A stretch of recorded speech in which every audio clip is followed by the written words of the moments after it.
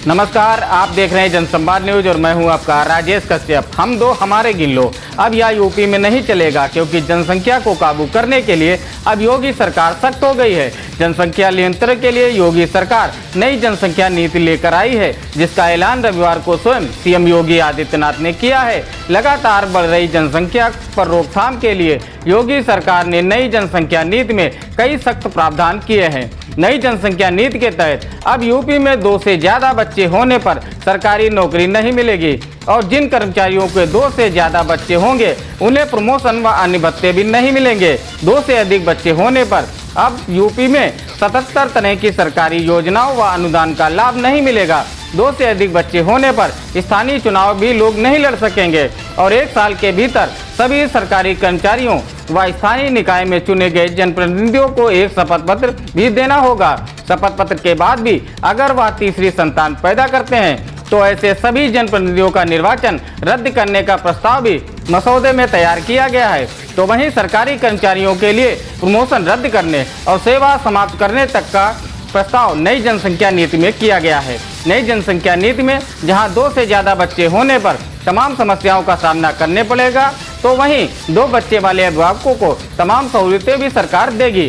2 बच्चे वाले अभिभावकों को सरकार पानी, बिजली, हाउस टैक्स, होम लोन में छूट व अन्य तरह की सुविधाएं भी सरकार द्वारा प्रदान की जाएंगी और सभी माध्यमिक स्कूलों में जनसंख्या नियंत्रण से जुड़े विषय को पढ़ाया जाएगा। यूपी में सन 2000 में आखिरी बार जनसंख्या नीति आई थी, तब भी उसका काफी विरोध हुआ था, लेकिन इस बार लोग काफी जागरूक दिखाई दे रहे हैं और योगी सरकार की जनसंख्या नीति के फैसलों को एकदम सही कदम बताया जा रहा है। हालांकि कुछ विपक्षी दलों ने योगी सरकार की जनसंख्या नीति पर अपनी राजनीतिक रोटियां भी सेकनी शुरू कर दी हैं और योगी की जनसंख्या नीति को एक वर्ग विशेष के खिलाफ साजिश बताकर इसे सभी यूपी चुनाव के लिए भाजपा का वोटों का ध्रुवीकरण करने वाला फैसला करार दे रहे हैं। आइए जानते हैं कि नई जनसंख्या नीति जारी करते समय सीएम योगी आदित्यनाथ ने आखिर क्या कहा है। 4 दशकों से निरंतर चर्चा चल रही है। जिन देशों ने और जिन राज्यों ने इस संबंध में अपेक्षित प्रयास किए, उसके वहां सकारात्मक परिणाम भी सामने देखने को मिले हैं, लेकिन फिर भी इसमें और भी प्रयास किए जाने की आवश्यकता है। और मुझे प्रसन्नता है कि विश्व जनसंख्या दिवस के अवसर पर आज उत्तर प्रदेश की जनसंख्या नीति 2021 से 30 यह जारी हो रही है। इसको जारी करते हुए मुझे प्रसन्नता की अनुभूति हो रही है कि काफी तथ्यों के साथ समाज के विभिन्न तबकों को ध्यान में रख करके इस जनसंख्या नीति को लागू करने का कार्य आज प्रदेश सरकार कर रही है। वास्तव में जनसंख्या स्थिरीकरण का जो प्रयास है, यह समाज की व्यापक जागरूकता के साथ जुड़ा हुआ है। हमें इस बात को नहीं भूलना चाहिए कि अगर समाज में जहां गरीबी है वहां जनसंख्या वृद्धि का उसके साथ एक संबंध हो जाता है और इस दृष्टि से व्यापक जागरूकता का एक अभियान उन सभी तबकों को ध्यान में रख करके जब तक हम लोग नहीं चलाएंगे, तब तक उन लक्ष्यों को प्राप्त करने में कठिनाई होगी। और खासतौर पर जब यूनाइटेड नेशन ने दुनिया के सभी देशों से 2030 तक सस्टेनेबल डेवलपमेंट गोल्स को अचीव करने का एक लक्ष्य दिया हो और देश के अंदर आदरणीय प्रधानमंत्री जी के नेतृत्व में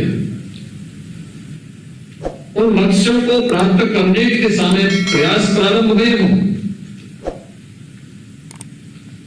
तो देश में आबादी के हिसाब से सबसे बड़े राज्य के बारे में हमें अवश्य सोचना होगा, क्योंकि इसका संबंध केवल जनसंख्या स्थिरीकरण के साथ ही नहीं, बल्कि जनसंख्या नीति का संबंध हर एक नागरिक के जीवन में खुशहाली लाने और समृद्धि का रास्ता उसके द्वार तक पहुंचाना भी है।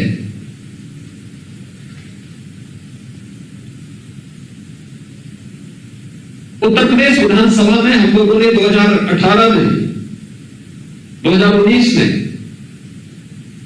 कुछ प्रयास प्रारंभ किए। 2018-19 में देश का पहला विधानमंडल उत्तर प्रदेश विधानमंडल था, जहां पर गांधी जयंती के अवसर पर सस्टेनेबल डेवलपमेंट गोल्स को अचीव करने के लिए 36 घंटे तक अनवरत चर्चा का एक नया रिकॉर्ड बनाया गया। उन गोल्स को अचीव करने के लिए अलग अलग विभागों के द्वारा अंतर विभागीय समन्वय समितियां गठित की गई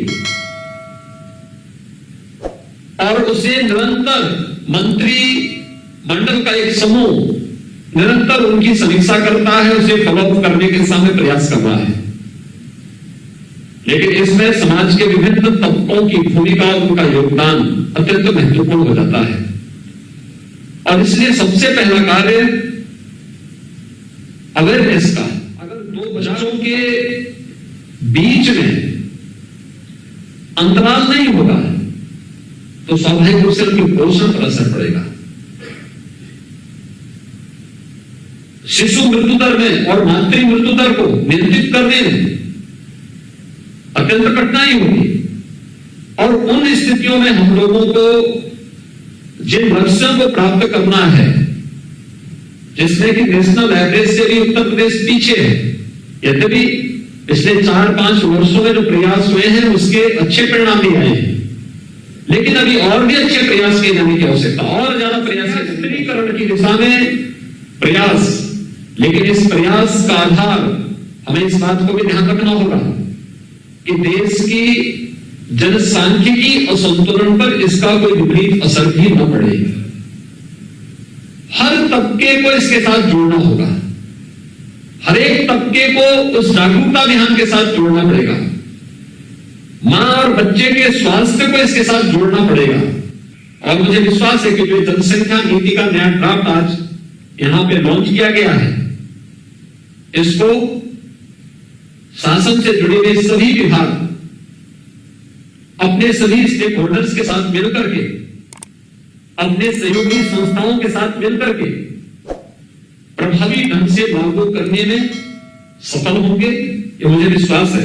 विश्व जनसंख्या दिवस के अवसर पर आयोजित जो एक कार्यक्रम है, उत्तर प्रदेश की जनसंख्या नीति को आज लॉन्च किया गया है। 2021 से 2030 के लिए आरटीपीसीआर के मैप्स के उद्घाटन के लिए, CSC-PSC ऐप के लिए और इस पूरे अभियान के प्रति मैं अपनी शुभकामनाएं देता हूं। धन्यवाद।